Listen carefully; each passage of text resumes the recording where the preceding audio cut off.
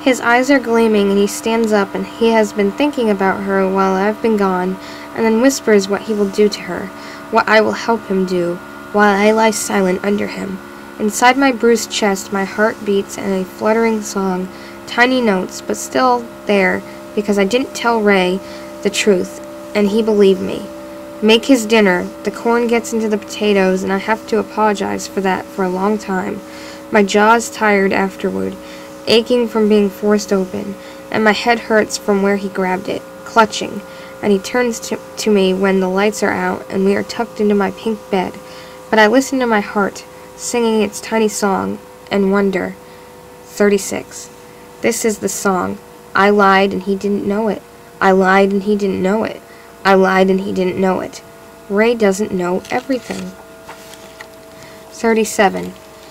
Morning again. Always morning. Again. Always another day, and I actually eat breakfast with lunch. 1 yogurt, 2. I am so lost in dreaming. I hadn't known I could still do that. Thought my head only painted pictures of things that had blurred around the edges.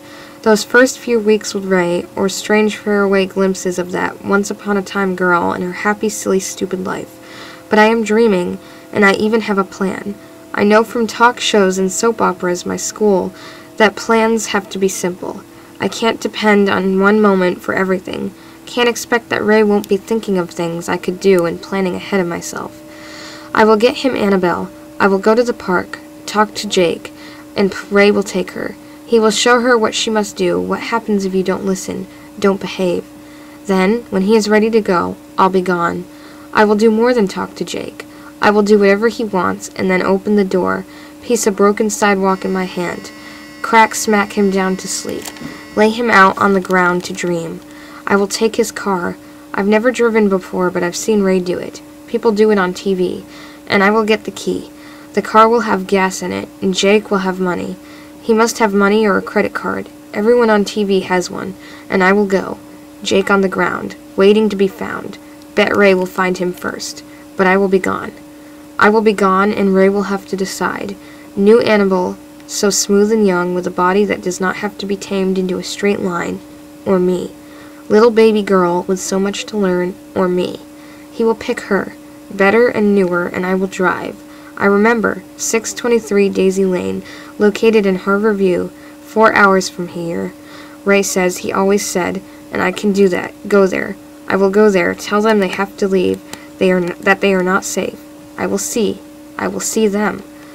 I will make sure they are all right, and that they go, and they will want. They will not want me with them.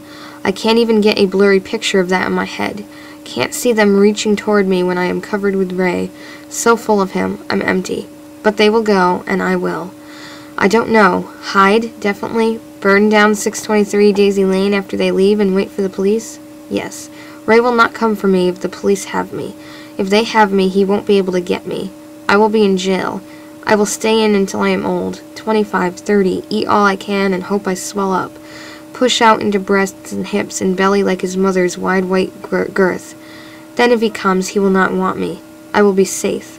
I am usually a husk-rattling troth each day, but now I feel smart. I feel good. The sensation is strange. Tiny stabs of something like pain, but not. Like when Ray is tired from work and falls asleep on the sofa, and I get to curl into myself for a whole evening. Those nights, legs, arms, chest, feet, thighs, and everything over and around and under and between, all mine. Those nights almost shine. I feel dizzy at that. The thought of my skin not his but mine, and my body, my hollow shell, directed by my hands, forever and ever mine. My body coming together and taking me away. I do not care about Storm, even though today is the day she finds out if the doctor she destroyed can save her baby. Ray said I should go to the park and talk to Jake, ask about Annabelle, get images to paint him a picture of her flushed skin, her tiny tired legs and arms tucked into bed, little girl needing care. Make sure to find out when she'll be back, he said. Make sure. I nodded, already knowing what the answer will be. She will be there tomorrow. Oh yes, she will. And I get to the park extra early, before any children arrive. sun on my face, and I wiggle my toes back and forth in my shoes. Eager. Yes, I worry about what I will say to Jake. Has to be words today, has to be. Ray will be watching, but words are just letters, right? A-L-I-C-E. Put them together. Pull them apart, make new ones. I can do that. Have to do that. Can do that for legs, arms, stomach, back, chest, elbows, knees of mine, to be all mine. Lucy, now Annabelle, comes in. Little red backpack. She was going to toss it on the ground, but stops when she sees me. Look at her, little girl. Ray will want her, and I will be alone. My skin, my own. Thought washing over me again and again. Joy. You're crying, she says. Not a question. No wondering. Why? And I touch my face.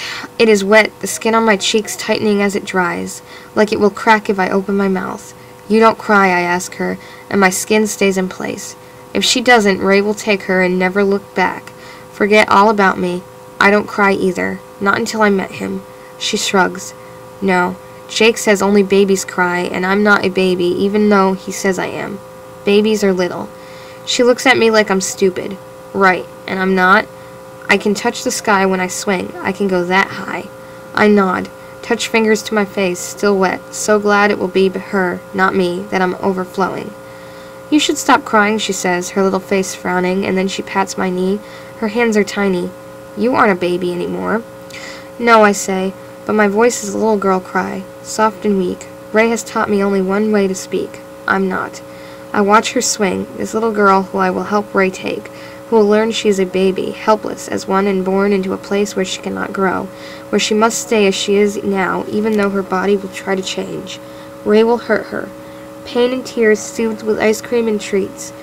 Maybe she will try to run too, wake up and race for the world only to end up on the side of the road like me. The world running into a blur that ends only when she wakes up naked and bloody and broken. Reborn. Better than me. Hello again, Barbara says, leaning into where I'm looking, forward with my eyes to the little girl on the swing, feet pointed, toes up at the sky. Enjoy it while you can, Annabelle. You know her? I shake my head. I saw you talking to her. She's good on the swings, isn't she? Aren't you taking her somewhere later? I shake my head no, and I am not. Not really. Ray will.